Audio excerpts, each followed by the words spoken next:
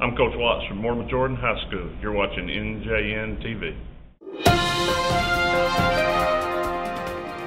The numbers are in for schools and no child left behind. I'm Robert Carter and this is NJNtv. Almost all local schools reached all of their goals in the adequate yearly progress reports required by the federal No Child Left Behind Act. The only goals missed were at Fultondale High School and Warrior Elementary.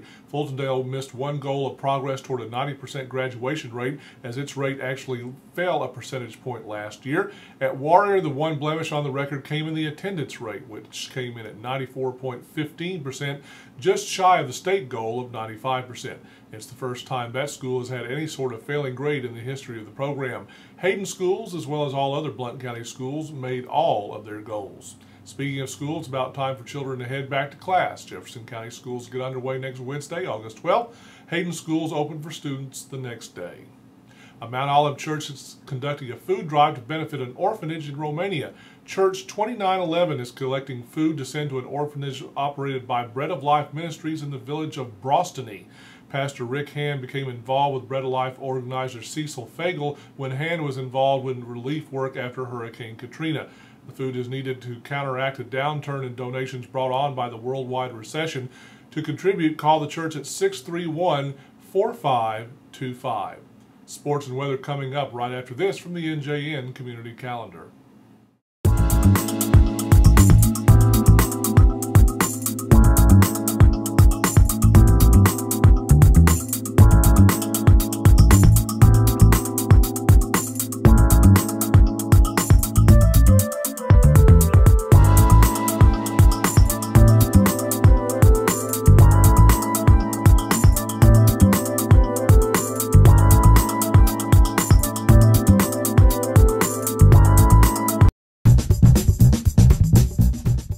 In sports, the Alabama Warriors play their last scheduled Premier Football League home game of the regular season on Saturday afternoon when the Memphis Panthers come to town.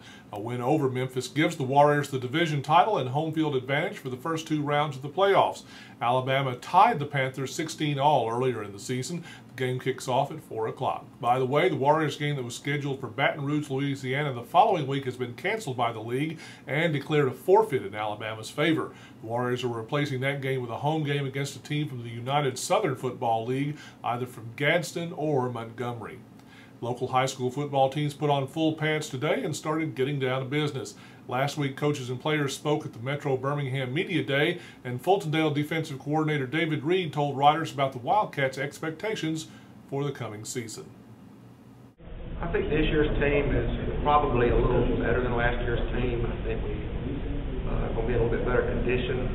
I think the attitude's a lot better this year than it was last year, and our leadership this year is a lot better than it was last year. We've got some seniors who've decided to take some leadership roles, and it's really showing in our off-season workouts. The high school regular season starts on August 28th for public schools. Tabernacle Christian gets its 8-man schedule started a week earlier.